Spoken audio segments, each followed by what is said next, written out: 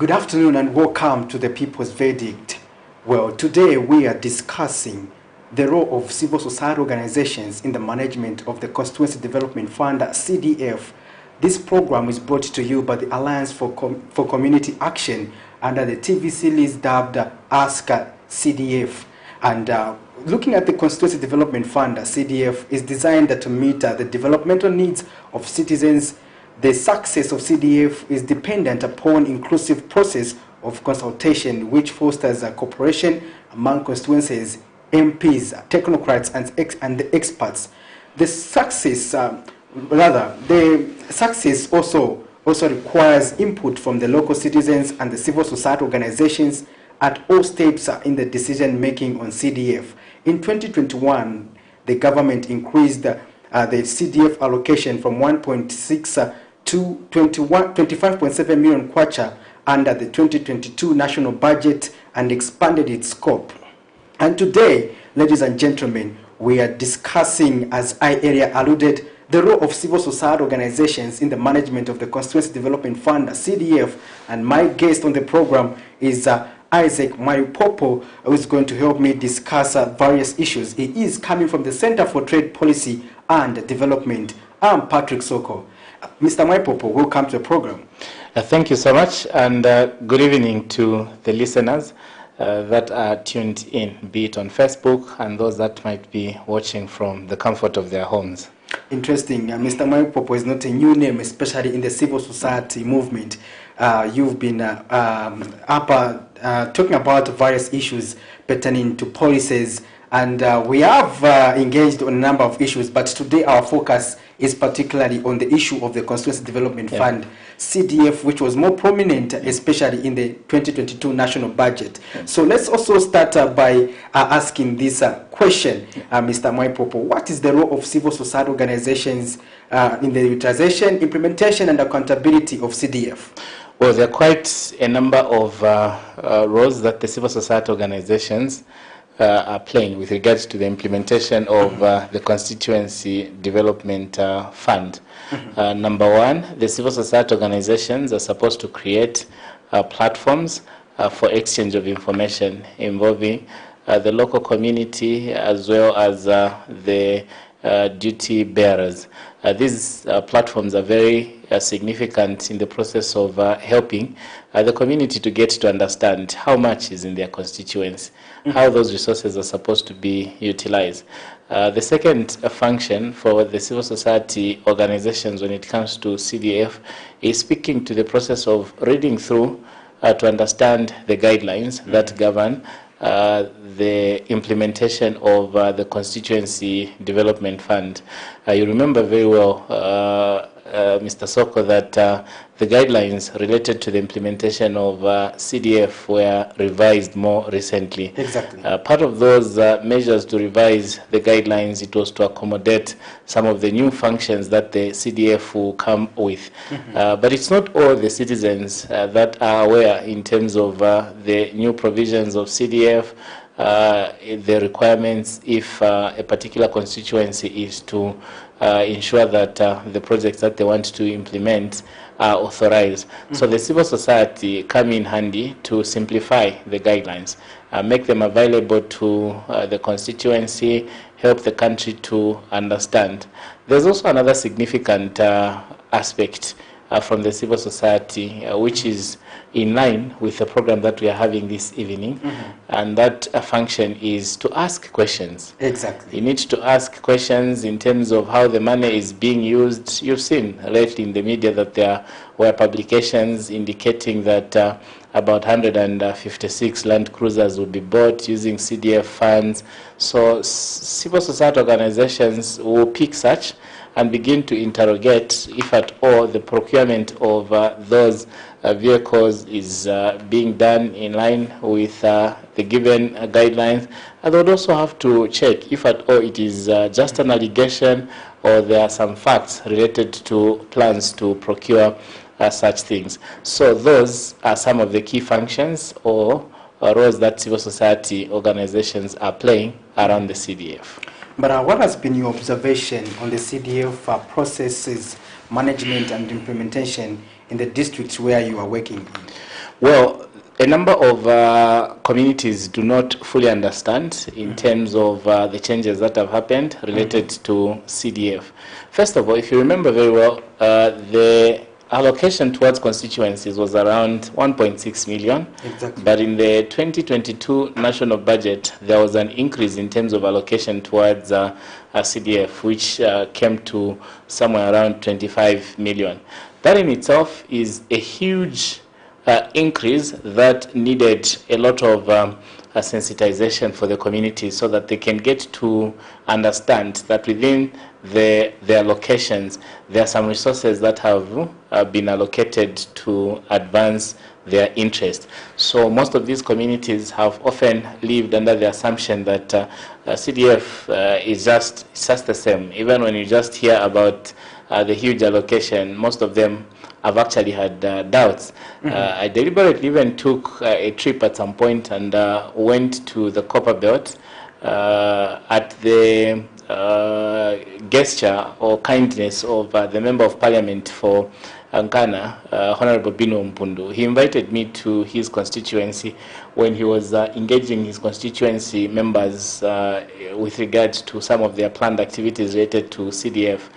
You could see that some of the questions the general members of the community were asking are questions that demonstrated that the understanding in terms of how monies for CDF is supposed to be used was quite limited.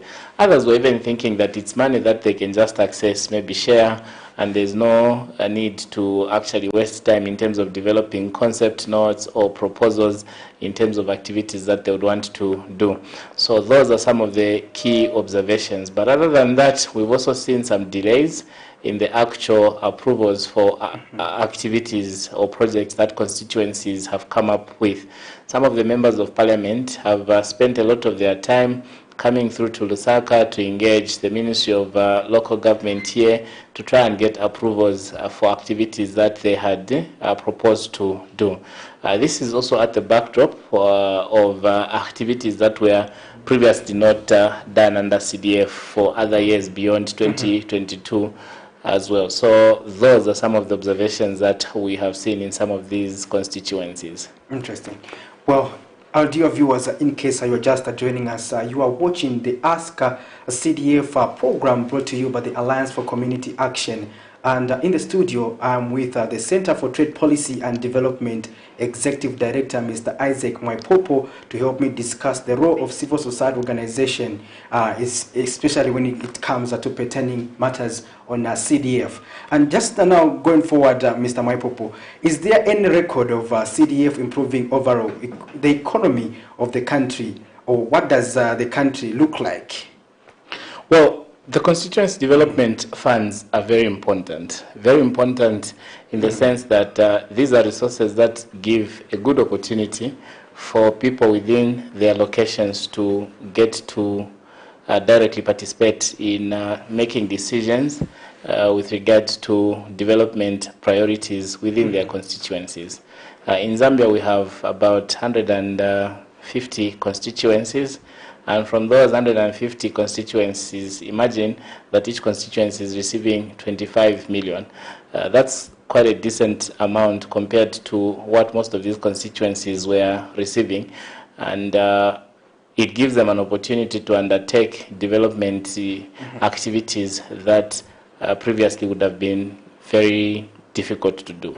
So some of the projects that we have seen through observations in terms of monitoring pages for most of the members of parliament around the country have included projects that are speaking to the setup of school blocks. This is very critical in terms of advancing opportunities for young people to education. We've seen in some of the constituencies they're undertaking construction projects for clinics. We've also seen that in some of the constituencies they've actually provided resources to women entrepreneurs. So some of those are positives that ultimately would contribute towards stimulating economic activities, creating job opportunities in the local communities, and it would ultimately contribute towards rolling back poverty and inequality.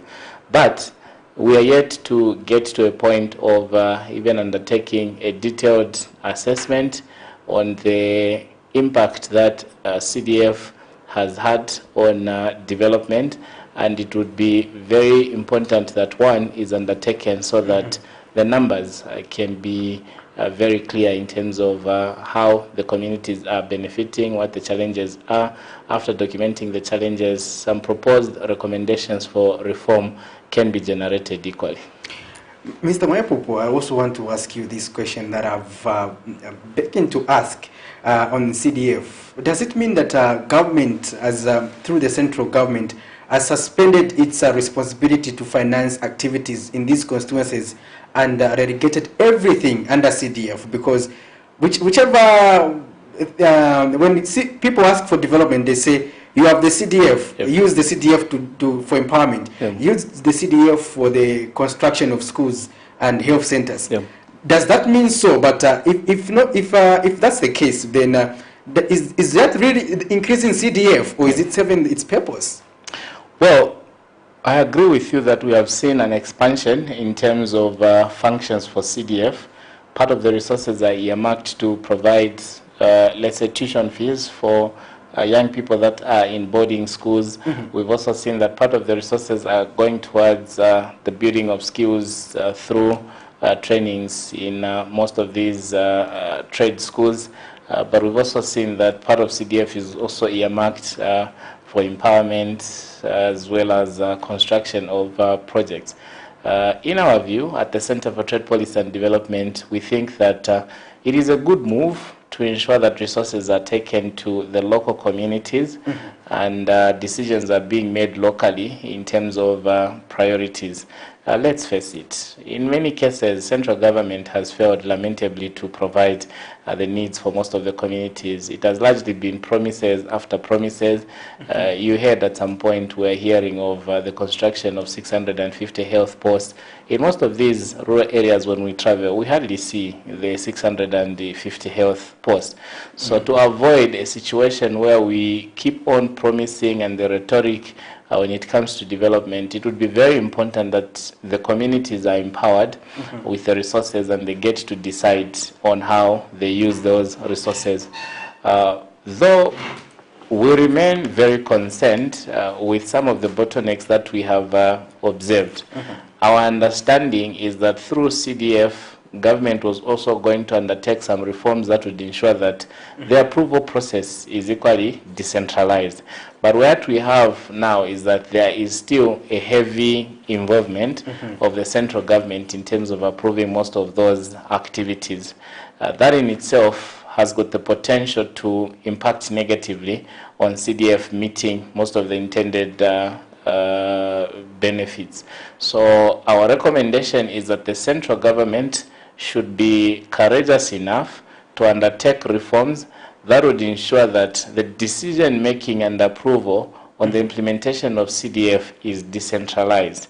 Things should be done at the provincial level. We should allow the leadership within the province to get to approve the implementation of activities and also decentralize certain offices that are working towards ensuring that there's accountability and transparency, be it the Anti-Corruption Commission, be it the Auditor General's Office, so that they should have presence in most of these provinces. And we just do away with this notion that if you want to have access to resources, you have to travel to Lusaka. Everyone should have a sense of comfort that within their province, there are some resources that will be earmarked that will directly come. If they've got 10 members of parliament, they should know that each member of parliament will receive 25 million multiplied by 10. That would be quite a lot of money, maybe 2.5 billion or something that would allow them to then get to undertake development initiatives. And they should also know that the quickness in terms of implementation is highly dependent on the leadership within the province. Where they face deficits, those are the opportunities that we should now create to employ young people who are trained, professional accountants, professional M&E officers. They should be employed by the local authorities so that ultimately they can take care of those accountability issues. But economically, which areas do you think will improve due to the upward adjustment over the CDF? There are a lot of activities that are likely to improve. One, we are likely to see a stimulation of economic activities in the rural areas. This is because there's an opportunity for young people and women to also apply for resources that they can use for business. That in itself is cheap finance that can lead to people having access to some resources that they can use within their area. The payment periods are quite flexible. It also allows people to work for themselves. It reduces the dependence also on the part of government. We are also likely to see a situation where social service or service delivery might be improved, in the sense that if you had challenges in terms of having a mortuary, you have got direct resources. You don't always have to wait for the government to allocate resources and then implement at their pace. Once your project is approved, the approvals are done, it gives you a chance to quickly start the actual implementation. That in itself might have an additional benefit in terms of improving the quality of life for our people. Our wish is that actually if CDF can be increased further, but just improve in terms of the actual controls, do some reforms that can lead to decentralization, then we'll have people that are empowered.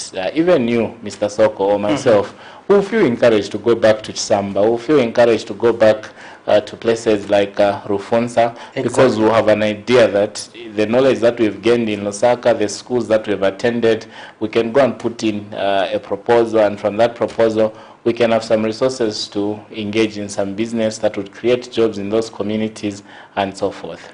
Well, now, but what are the implications of decentralization that are now compared to years before? We understand that this issue has been with us in the past, but in the past we did not see any trickle down of resources.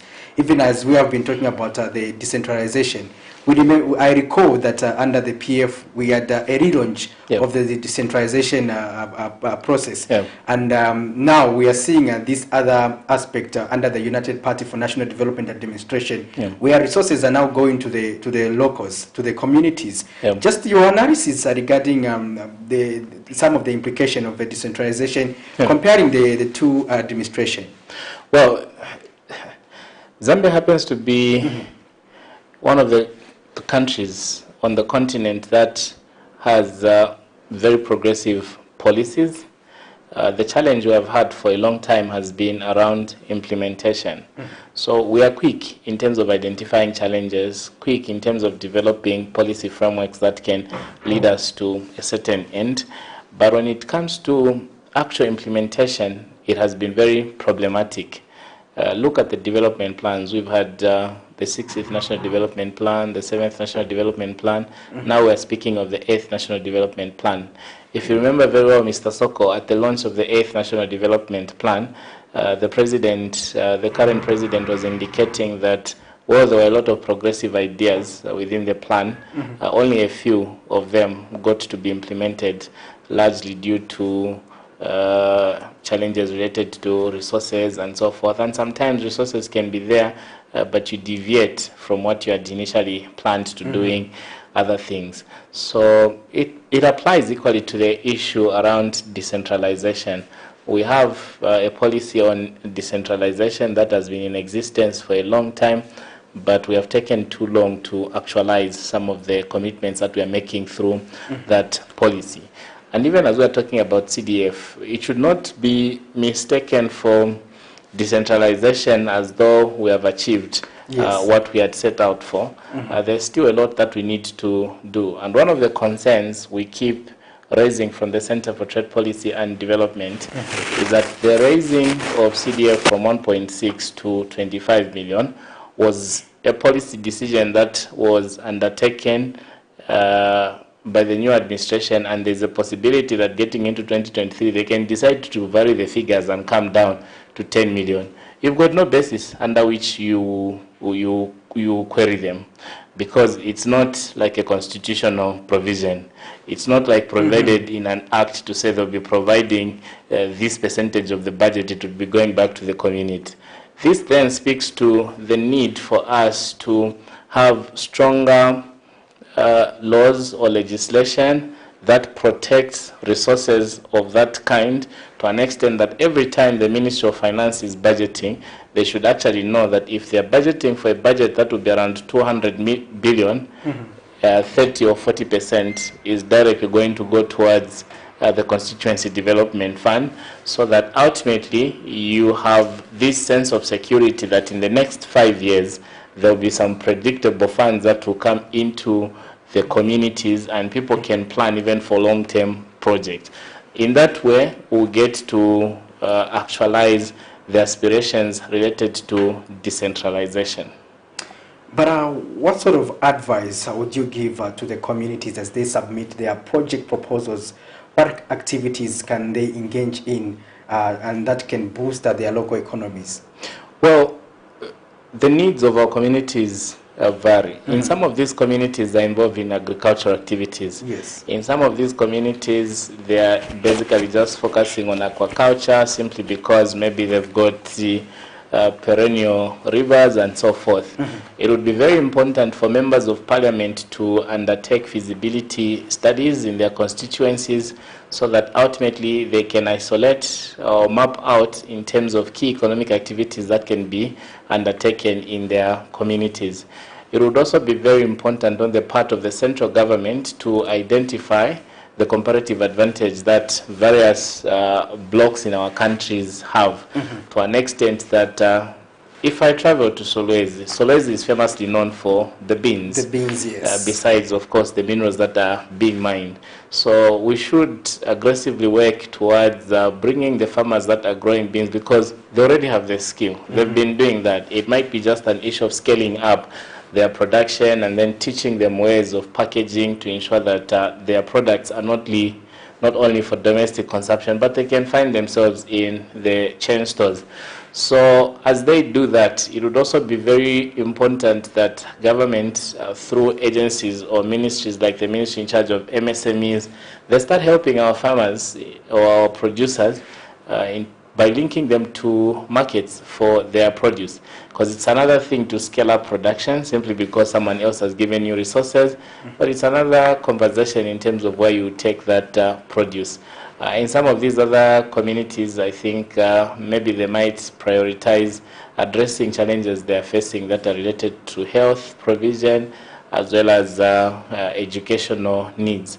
What this might mean is that they might construct clinics, they might end up constructing facilities like classroom blocks. So it would vary in terms of what most of these constituencies would do.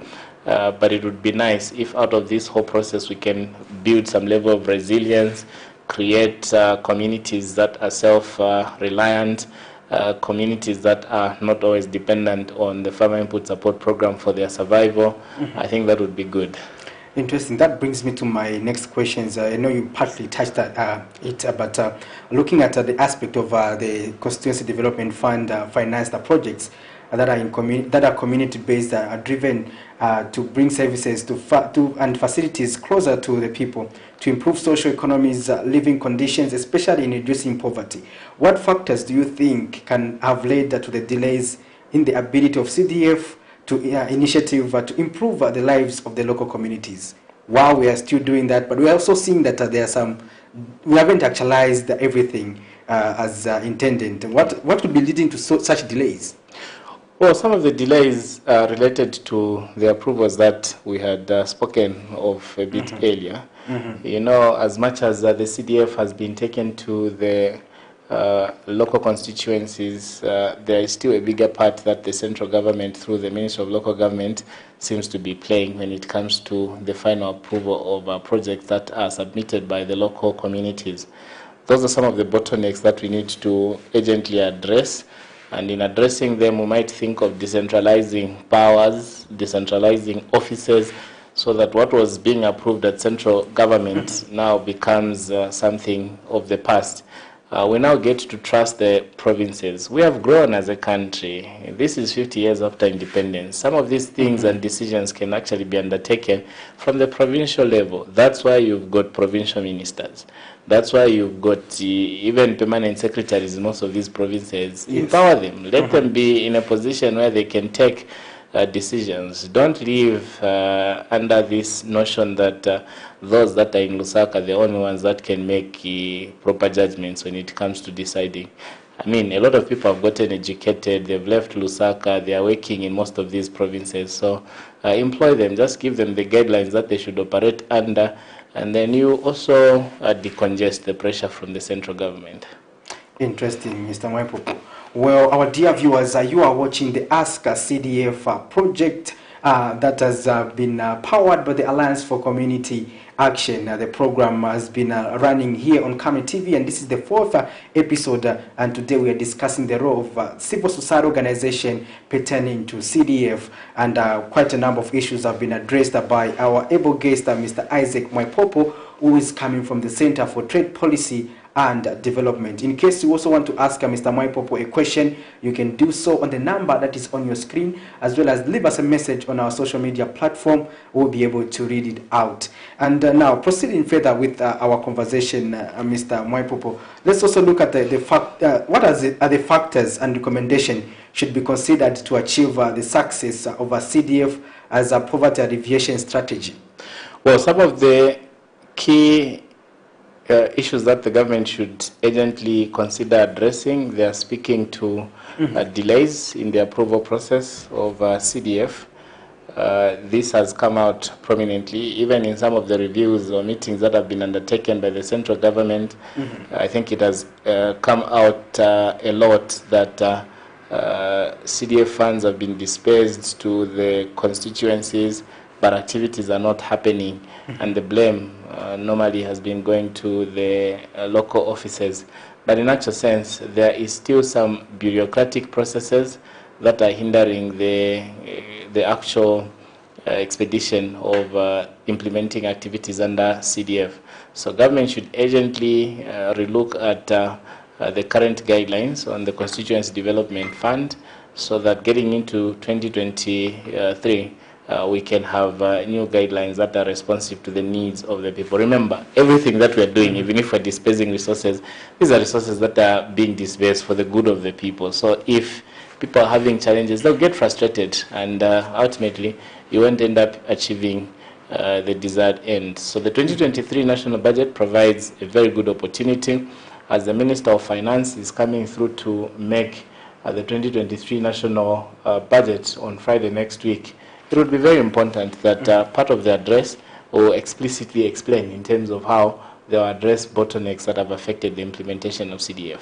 But is it a good idea, Mr. MWAIPOPO, that up to now we're talking about resources, we are still talking about resources under the first and second quarter? Probably other constituencies haven't even utilized the second quarter, even the first quarter, and others have tended to think that the CDF is a hoax, so to say, because they're saying their funds are in the accounts. But why should funds be in the accounts as opposed to where people need to put them to use? So, but is it a good indicator, especially that we are also talking about issues of budget credibility, Mr. MWAIPOPO? And you said the CTPD has been keen on that, and other civil society organizations, where these are pronouncements in the budget, but implementation. We are talking about the 2023 national budget next week, and we are still talking about resources under CDF for 2022, first quarter, second quarter. And even for 2021.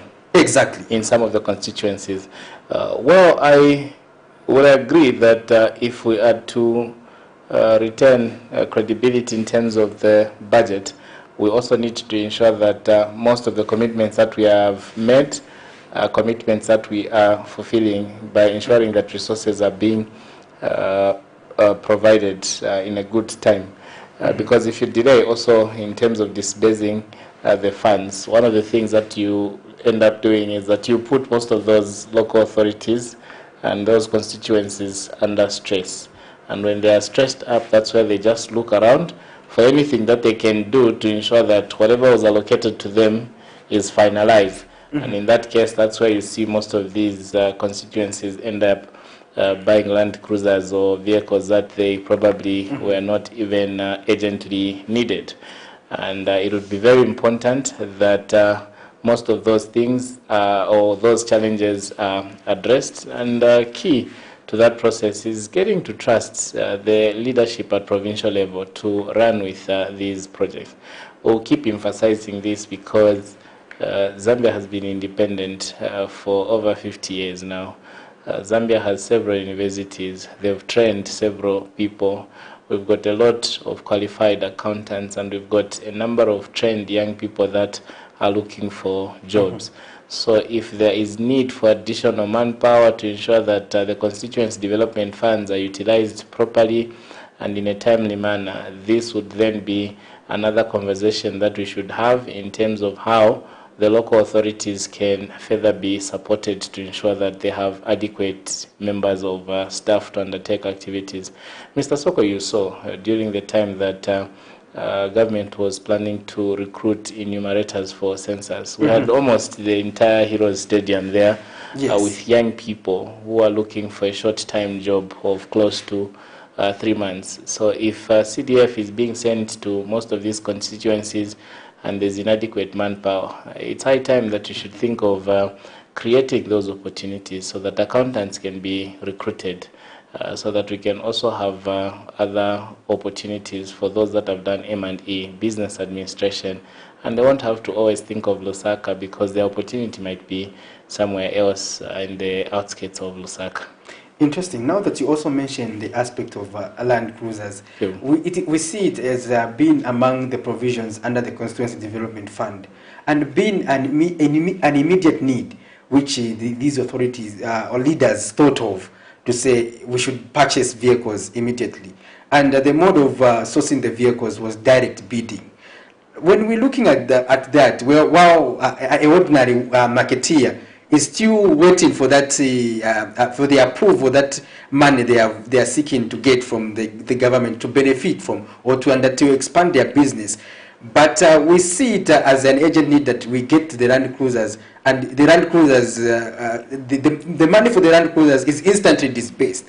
But are we speaking to what the people aspire under the CDF? Well, when it comes to procurement, from the Center for Trade Policy and Development, our appeal is that beyond even the Ministry of Local Government and other ministries, in this case we might even bring in the Ministry of Agriculture, which has equally been brought to the public, where a number of citizens are questioning the credibility of the recent procurement related to fertilizer. Our appeal is that we should not forget in terms of how procurement processes which are not transparent have taken us to. This country is highly indebted. It has had serious challenges in terms of meeting its debt obligations, largely due to the challenges related to how we're procuring for goods and services. It would be very important that we adhere to the guidelines that are provided related to procurement. That process will help to save this country a lot of resources. It will also help ensure that the resources that are being utilized are placed where they are needed the most. When it comes to the development priorities for most of the communities, decentralization will remain the key agenda. And when we're talking about decentralization, we're talking about fiscal decentralization, ensuring that decisions related to the implementation of projects are left in the hands of the provincial leadership. Try and work out modalities that ensure that once resources are disbursed, the resources that are going to be implemented in the constituencies, and the provincial leadership will take an active role in terms of approving. In case there are deficiencies and gaps, do an audit and ensure that you equip most of those institutions with the needed manpower. It will not serve any purpose to disburse a lot of resources into places where you do not have human resource to utilize those resources. You're better off even taking part of those resources, employing people, and ensuring that the work is being done. Interesting. Well, our dear viewers, you are watching the 4th episode of the Ask TV series program, and our topic of discussion is the role of civil society organizations in the management of CDF, and my guest is Mr. MWAIPOPO from the Center for Trade Policy and Development, CTPD. Just now we'll take a short break. We'll be back on the other side. Stay tuned. Did you know that you can report CDF mismanagement? Reporting abuse of CDF will ensure that CDF works for you and your community. Among the offices you can report to is the Office of the Auditor General by simply dialing 5566, toll-free on MTN and Zamtel, and to the Anti-Corruption Commission on the toll-free line 5908. For more information, visit our website www.scazambia.org/CDF. Remember, CDF is your money. Take active part in how it is used and managed. This message is brought to you by the Alliance for Community Action. Welcome back. Well, dear viewers, you are watching The People's Verdict, and this episode is brought to you by the Alliance for Community Action under the Ask a CDF project, and we are discussing the role of civil society organizations, especially pertaining to CDF, and my guest is Mr. Isaac MWAIPOPO from the CTPD, and we have discussed quite a number of issues pertaining to CDF. Now, going forward now on the program, Mr. MWAIPOPO, what are some of the key areas that government needs to focus on to ensure that the success of the CDF in terms of preventing corruption, which is also key, and as witnessed especially under the previous CDF allocations, where incidents of corruption were also recorded previously. But going forward, how can we prevent corruption, especially now that the amount has been allocated is huge, and others have predicted that this may lead to a lot of, in terms of corruption levels may increase under this allocation, considering that the money that is involved is huge compared to the 1.6 that was previously allocated? Well, some of the bottlenecks that need to be addressed might include those delays with regards to approvals, because it increases the appetite for corruption. Ultimately, you end up having resources that are sitting in the bank idle for a long time, and you have people that might have sent in their proposals or their bids waiting for them to receive resources for them to undertake development initiatives. But if they see delays, and that's how sometimes officials become quite manipulative, where they start maybe even enticing people to say no. If you give them something, probably they'll push to ensure that the project that they were bidding for goes through. So to avoid some of those things, you need to ensure that there is a transparent and expeditious process where if people apply, the timelines under which proposals are reviewed, approved is very short, and in no time people get on the ground and they begin to work. That is the only way that we're going to create multiple benefits, because if I receive a down payment for me to go and construct a classroom, I'll then go back into the community to look for someone that can, where I can buy blocks. I'll go back to look for a place where I can buy hardware-related materials. And in that way, those resources end up going to citizens that are engaged in productive activities, such as the supplying of blocks and so forth. You end up having a situation of looking for 2 or 3 people that can assist you under the construction of that classroom, and that is how jobs can be created. I think the other issue is on the role of the Anti-Corruption Commission. Exactly. It is encouraging that some efforts are now being made in terms of ensuring that there's a lot of advertising on how one can reach out to the Anti-Corruption Commission. More recently, we saw an advert where they're recruiting more staff that can be doing investigations.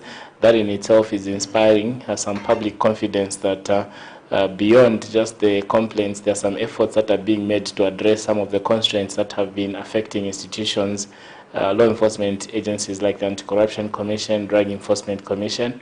And if we can also get to decentralize some of those offices to an extent that even in the provincial centers their presence can be felt, then we'll have a situation where citizens are afraid to engage in corrupt activities to an extent that they would know that the consequences might impact negatively on their own life. Yeah, interesting. Well, sometimes it is difficult to distinguish between corrupt activities and bad decisions from the honest incompetence or lack of other technical capacities, especially in such areas as procurement. How can the known vulnerabilities and capacity gaps of key stakeholders such as WDCs, CDF, and local councils can be addressed? Well, it begins with orientations and trainings. Of course, members of the ward development committees are drawn from the community. Their levels of education, their levels of exposure varies. But even as that varies, you would agree that we should also get to undertake some due diligence that gets to ensure that the people that are forming these development committees are people that are credible. They are people that possess integrity. They are people that the communities look up to and trust to a certain extent. Beyond that is the need to sensitize them, get to explain in terms of what corruption is, in terms of the various forms of corruption, and it shouldn't be a one-off. These are sensitization activities that should be done time and again. It would help to improve the levels of awareness and the gravity of responsibility that lays in the ward development committees, because I agree in terms of your observation that the corruption can actually begin from that same lower base or lower decision making, and ultimately it is just going through all the way up to the end, and that's where you find that people develop also some level of interest in a particular project to some extent, that they work around ensuring that they know who is influential in the next group, so that they can push an agenda that when they are reviewing potential projects, their projects are looked at favorably. Yeah, we also look, you partly mentioned the highly involvement of the minister and the members of parliament. When we look at the minister and the members of parliament, others are actually playing double roles, where they are ministers, they are also a member of parliament of a constituency. And also let's look at the aspect of the members of parliament. Under the constituency, the Ward Development Committee or the CDF committee, they have the right to nominate 3 members. And don't you think that also, and others may be using it to influence what they think is immediately, especially of their political interest?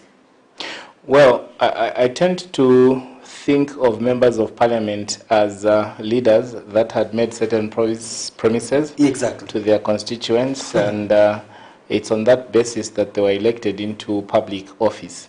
So if there are resources that are coming through to that constituents, I have no reservations or challenges in terms of them having a say, because those are publicly elected officials on the basis that the same community has got confidence and trust in their ability to lead them.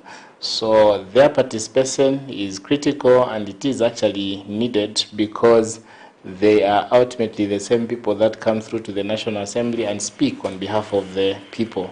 Part of the allocations or the increased allocation can equally be attributed to the lobbying that some of the members of parliament have done over the years. So if they've done some lobbying, it's as a result of them identifying that the needs of their communities actually were exceeding what was being allocated to their constituencies. Interesting. Now, currently we do not have the access to information law, which makes it difficult for the public to request the information regarding CDF.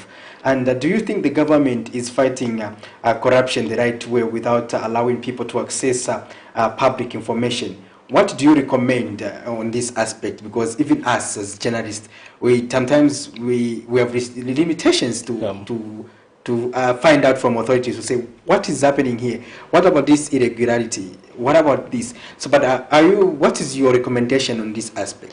Well, from the Center for Trade Policy and Development, we find it quite sad that there seems to be some inertia on the part of government in terms of providing a clear roadmap with regards to the enactment of the Access to Information law.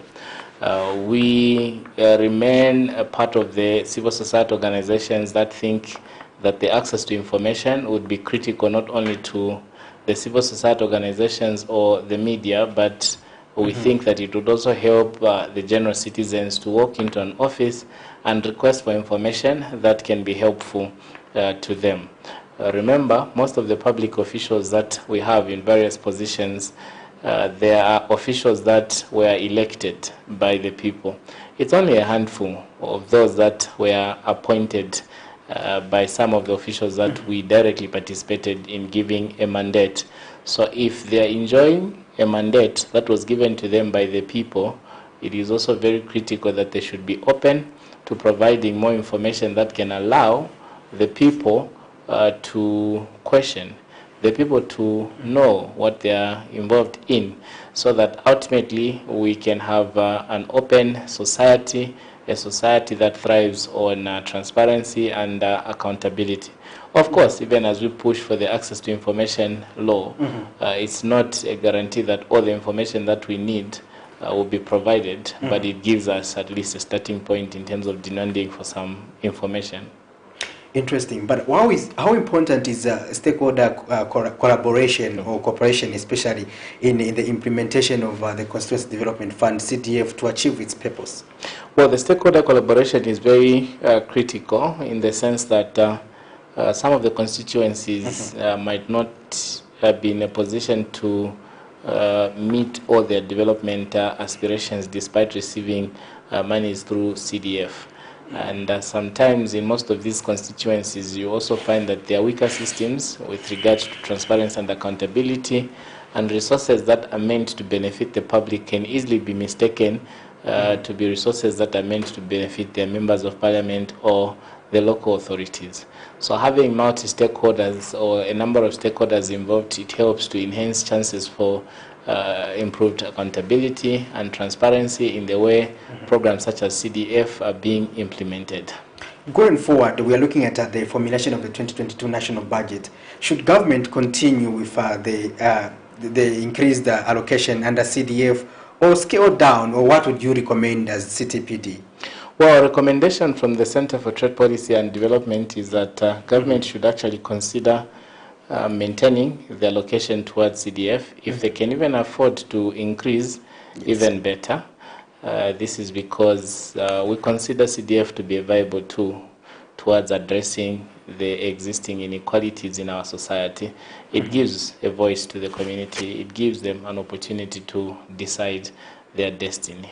Why should citizens on the grassroots level take an interest and participate in CDF projects and get involved in issues pertaining to accountability, transparency, and just a general concern on the utilization of CDF resources? Because it's their money. The Constituency Development Fund is accumulation of taxes that have been paid by Mr. Soko and Mr. MWAIPOPO. So from those resources, government has decided to bring back some of those resources in our community. So we need to take a keen interest to ensure that our money is being put to good use. And when we demonstrate that our money is being put to good use, we should go back to all those that we have elected into public offices and give them as an example to say, you've seen from the 25 million that you had allocated to our constituents, this is what we've been able to do. We are now requesting that you should add more resources so that each constituency can start receiving 50 million or receiving 40 million. And ultimately, we will stop depending on the central government. We will build systems that will help our local communities to thrive and become more resilient. We will have jobs within our locations. We will have shops that will spring up. We won't have to all go to Lusaka to go and buy things. Most of the things will be coming within our location because they'll become conducive communities to live in. Looking at, you are a key stakeholders who look at these issues pertaining to the policies and the budget, pertaining to the budget as a whole. How important is the civil society organization, especially when it comes to budget tracking, and how are you positioning yourself, especially to track how this budget has performed, especially pertaining to the issue of CDF? Well, we have already started undertaking a process of just trying to understand how much has been allocated towards CDF, and then also just trying to do some tracking in terms of how much has been disbursed. We've been monitoring some of the reports that have been coming through from government, through the Secretary to Treasury, but we've also been working closely with some of the communities where CDF is being implemented to just ensure that where we see delays related to disbursements, we urge government. Where we see that resources have been disbursed but projects are delaying to take off, we try to push that those constituencies should step up. I understand that under the CDF, Mr. MWAIPOPO, like for instance, a big province like Lusaka, district like Lusaka, for instance, the Lusaka City Council has to supervise all these constituencies. Now, we had a model of coming up with mini civic centers to ensure that we work on aspect of decentralization and people at constituency level attend to their development needs. But we still see such interventions not coming to fruition. But how can we urgently work on such matters as a country to ensure that even as we can lessen the burden, for instance, on the part of implementing authorities like the Lusaka City Council, in the case of Lusaka, where they have to supervise all these provinces. At the end of the day, they have to supervise them. But how can we try to actualize this concept where we are trying to decentralize our resources? We make sure that also such other programs also go to the constituencies.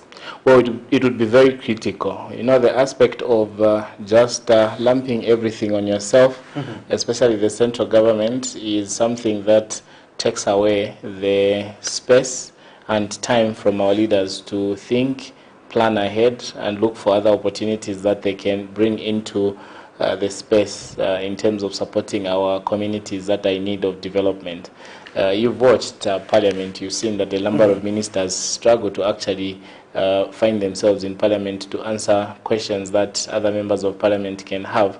Partly it can be attributed to this whole process of lumping a lot of work on themselves, ensuring that maybe working in a manner that pushes almost all the weight on themselves. So if we decentralize and begin to build systems in our provincial ministries, in our provinces, or easy the burden on the part of the central government, they can be doing the policy processes and ensure that if resources are coming through, they go to the actual provinces for implementation. Your concluding remarks, Mr. Maipo. Well, our appeal from the Center for Trade Policy and Development, especially as the Minister of Finance will be presenting the 2023 national budget, we expect to see clear policy direction that is speaking to reforms that can be undertaken to improve the implementation of CDF. We would like to end by indicating that the Constituency Development Fund is actually a brilliant initiative that was developed in this country, of course, learning from other countries. And also the scaling up in terms of resources towards CDF is welcome, and our expectation is that we maintain what we have provided, and where we can increase the resources, but also just move in to ensure that we provide a lot more support to ensure that there's expeditious spending related to CDF, and communities can be transformed through that. Interesting. Thank you very much for finding time to be with us today. Thank you so much, Mr. Soko. We appreciate it. And our dear viewers, we've come to the end of this episode of The People's Verdict.